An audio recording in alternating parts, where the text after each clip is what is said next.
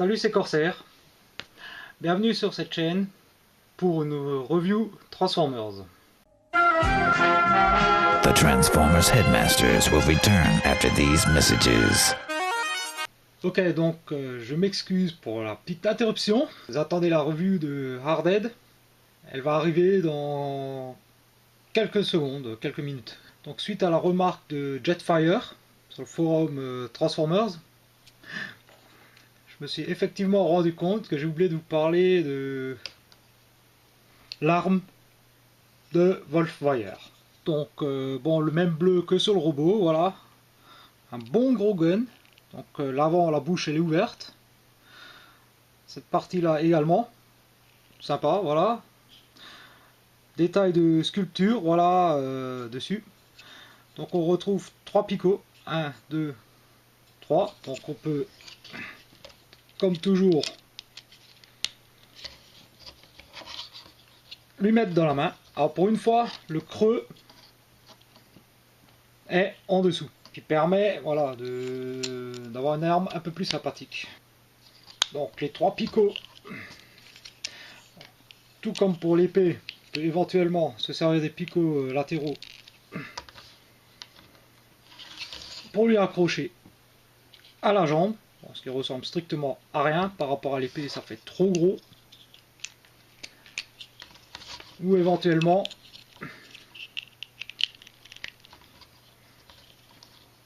lui placer au niveau du bras, donc en haut des épaules,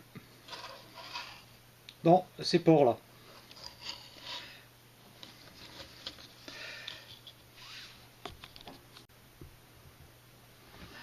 Voilà, donc en mode loup. Donc plusieurs possibilités pour fixer l'arme. Donc on peut utiliser les pores sur les épaules, comme ceci,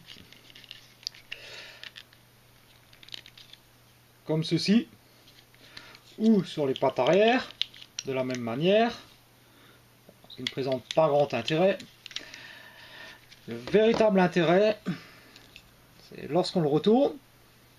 Donc on utilise Monxo, donc on peut l'installer à bord. Les deux pattes ici vont s'insérer ici, dans les deux trous. Et voilà donc un loup armé d'un canon dorsal avec Monxo aux commandes. On peut bien sûr mettre Monxo dans le cockpit et un autre Headmaster ici, éventuellement. Et enfin, dernière possibilité, qui n'existe qu'en mode loup, il y a un picot, enfin plutôt, pardon, un trou ici. Et donc,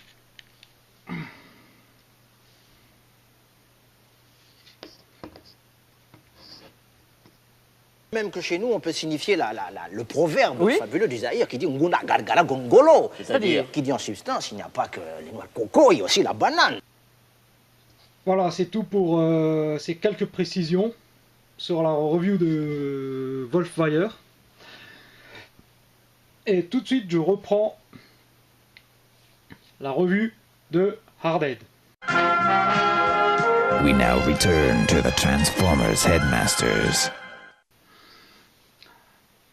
Encore une fois, je vais vous parler d'un Titans Return. Ça va pas changer pendant un petit bout de temps. Donc, toujours un Hasbro. Deluxe classe.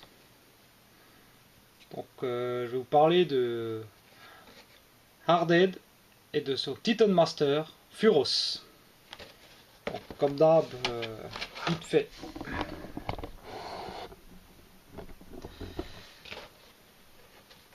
La grosse boîte. Donc on va retrouver un artwork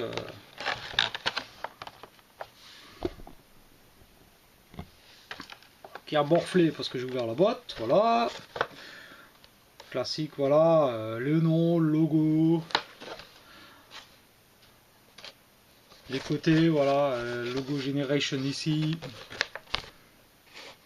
La transfo derrière. tout le blabla habituel. Et puis voilà, on va passer à la suite. Donc, comme d'hab, on trouve une notice. Voilà. Toujours aussi catastrophique à plier et à déplier. Voilà, bon, ça ne changera plus. On a donc la carte. Voilà. Hardhead, Titans Return. Voilà. Donc des specs sur 20. Voilà. Donc, on va se noter qu'il est quand même plutôt costaud. Puisque bon, les deux combinés, on atteint 14. La vitesse de 9. Un peu moyen. Une intelligence de 9 également. Et une puissance de feu de 11. Un peu surprenant, une puissance de feu de 11 quand on voit le canon qu'il y a sur cet engin.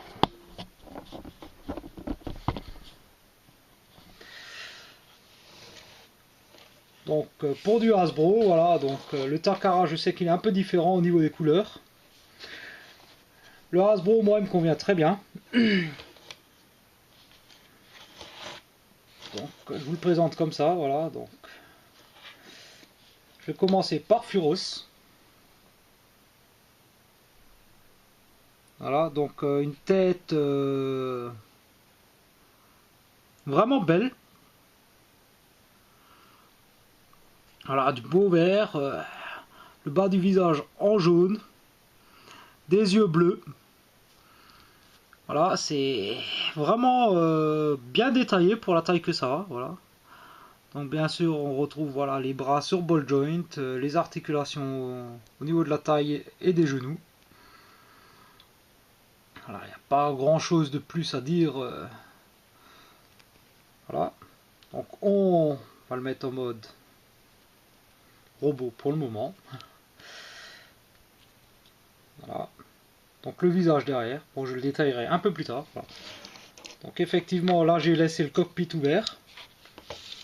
Donc on va se servir de cette partie-là qui va s'insérer dans le fond du cockpit pour le faire tenir.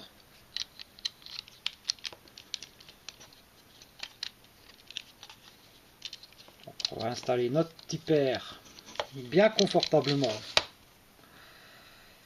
là-dedans. Voilà. On va noter qu'il tient très bien. On referme le cockpit donc orange transparent, plus bel effet. Parce qu'on retrouve même carrément voilà, sur le cockpit des lignes de structure. Donc je ne sais pas si c'est vraiment visible à la caméra. Allez, essayez de me faire un zoom ou quelque chose pour qu'on arrive à voir. Donc, une espèce de char cybertronien, donc avec le logo Autobot ici à l'avant. On pourrait noter que c'est une espèce de poste de pilotage, voilà. Donc les chenilles. Pas mal de lignes de structure partout, voilà. Des logos Autobot encore ici et ici. Le vert est vraiment pas mal. Le noir gris, c'est pas vraiment du noir total, mais pas mal. Le canon lui-même, il a une très belle couleur. Donc avec son arme, on peut plugger ici, ou l'enlever, voilà. Donc on peut ouvrir ici, donc on soulève. Pourquoi il se déboîte lui?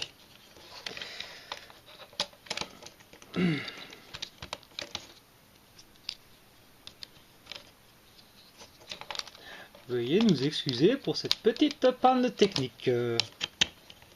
On va refaire la manip correctement. Voilà, donc charnière, voilà. Donc on peut replier ça ici. Donc on peut prendre un autre Titan Master.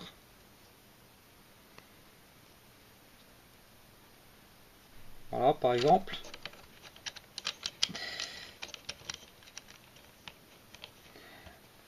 Et l'installer en guise de copilote canonnier.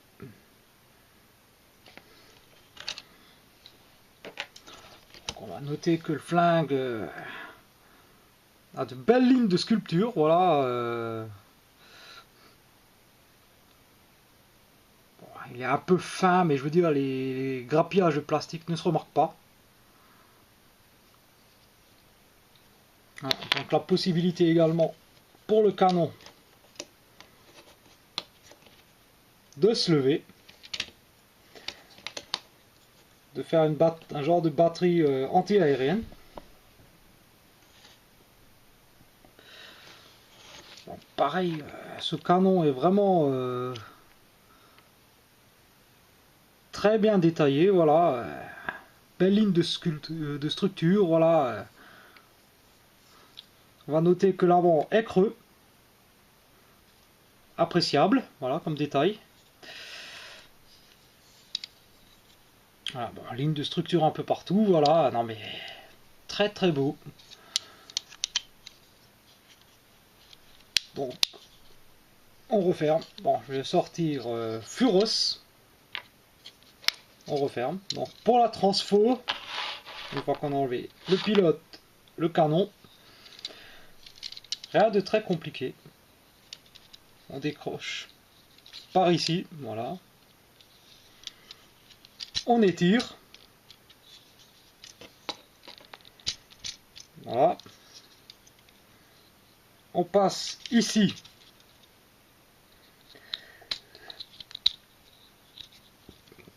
On va sortir les points. Ah, j'ai oublié de vous dire, voilà, qu'il roule quand même très bien. Voilà, en mode véhicule. Ouais, je sais, même sans les chenilles. Parce que bon, les roulettes sont ici et ici. Voilà. Oui, je fais des chars version. On ne sait pas quoi. Bon, on va continuer la transfo. Voilà. On décroche ici. Voilà. On va soulever le canon. On va venir prendre cette partie-là, la mettre ici.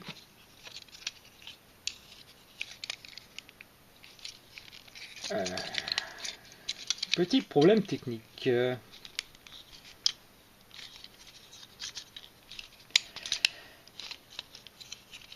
Ah oui.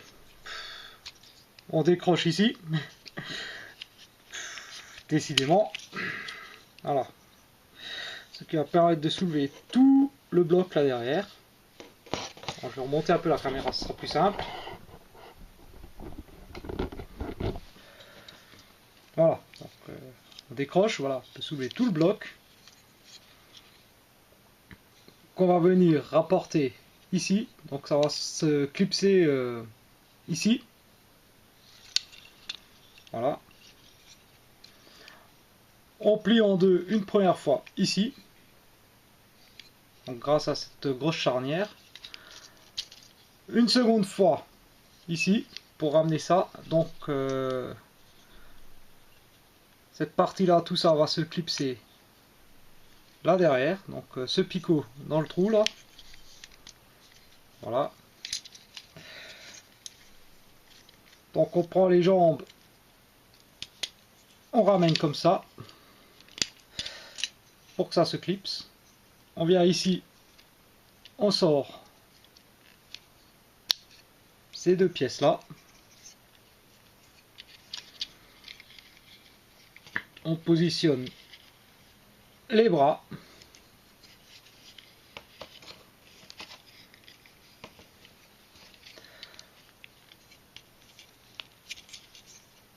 Voilà. On prend notre ami Furos. Donc évidemment lui il a un peu de mal à tenir encore debout. Voilà. on le replie.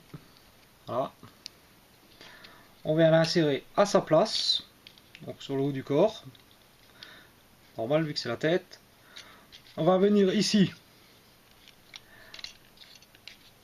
et comme ceci positionner le canon. Bien entendu l'arme, on la rajoute dans le point.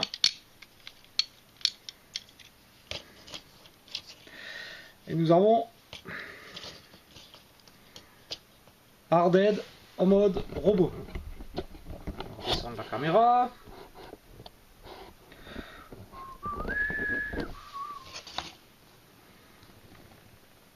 Voilà, donc très beau robot, très posable. Donc, bien sûr, je vais vous montrer là rapidement. Voilà, la tête. La tête est vraiment très très belle. Visière bleue, bas du visage en jaune, le pourtour en gris-brun, comme ça, voilà.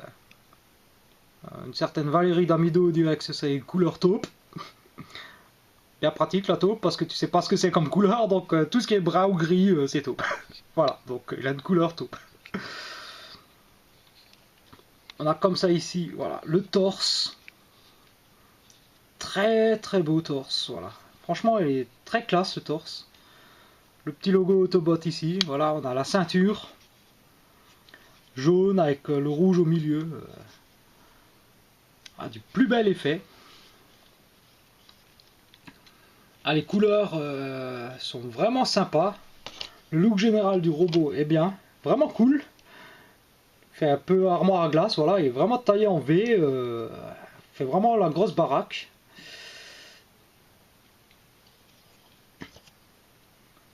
Donc après bon, ce qui fâche, c'est donc voilà le creux dans les bras.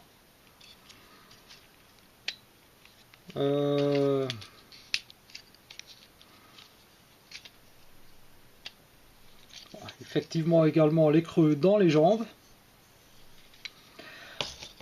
Backpack, ça va, franchement.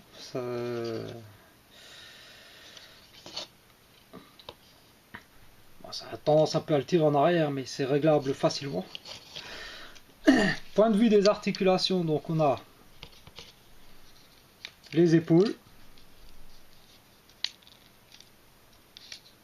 Voilà. Donc rotation, voilà, complète. Les coudes, très articulés, on peut le plier, on peut le mettre... Bon. Le point est fixe, ça c'est dû à la transformation, donc on va dire qu'il est fixe. Il n'y a pas de rotation au niveau de la taille. Les cuisses, alors bon voilà. Classiquement du Van Damme, la rotation en haut, joint champignon. Le genou, le pied, éventuellement, bon, même si c'est lié à la transfo.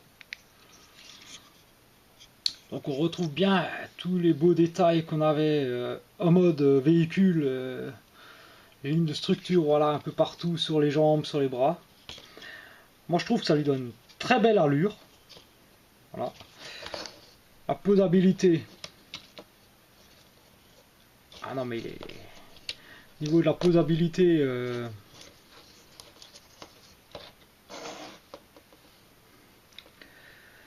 il est vraiment excellent au niveau de la posabilité.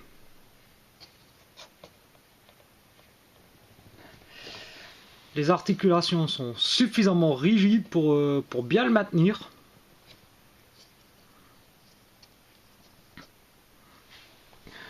L'allure générale est vraiment sympa. Les couleurs sont belles. Voilà, avec ses logos Autobot là sur les épaules, sa belle tête, son canon, voilà, qui peut même toujours continuer à se déplacer. Donc on peut évidemment tenter même une rotation. Il y a également la possibilité de le décrocher. Voilà.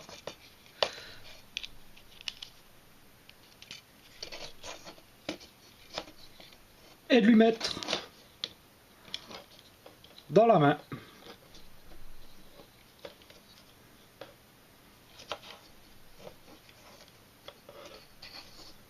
Donc évidemment, voilà, ça, bon, ça le déséquilibre pas mal, mais bon, c'est pas...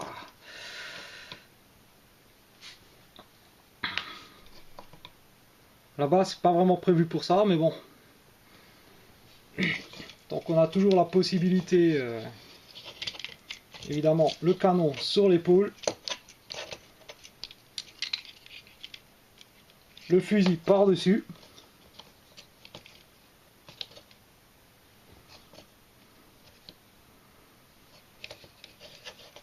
Non mais c'est vraiment... voilà. Je trouve... j'ai beau chercher, ça fait depuis le temps que je l'ai, je cherche des défauts, à part les défauts dans les bras. Voilà, je ne trouve pas de défaut. En tout cas, rien de rédhibitoire, rien qui m'empêcherait de l'acheter si je devais le refaire. Donc, est-ce que je vous le recommande? Ben, à votre avis, bien sûr. Bien sûr que je recommande ce robot. En plus, voilà, c'est... Par rapport au G1, c'est vraiment un des Headmasters originaux. Donc, pour la gamme Generation, voilà, il est... Le mode alternatif type tank cybertronien est vraiment cool. Le robot a une superbe allure. Il est posable. Il a de belles couleurs. Il est vraiment classe. Voilà. Donc c'est une revue avec voilà. Je blablate pendant presque 20 minutes pour vous dire achetez-le. J'aurais dû commencer par ça. Achetez-le. Voilà. Bon, c'est pas tout ça. Je pense que vous en avez marre de m'entendre raconter des conneries. Alors bon, je vais vous laisser. Et je me barre tout seul. Et puis je vous dis à très bientôt sur ma chaîne pour une nouvelle review Transformers. Ce sera encore Titans Return. Hein. Voilà. Et ouais, encore un Titans Returns. Bon allez, je vais vous foutre la paix. Et je vous dis ciao. Et puis à bientôt sur ma chaîne pour une nouvelle review. Allez, bye bye. Bye bye bye.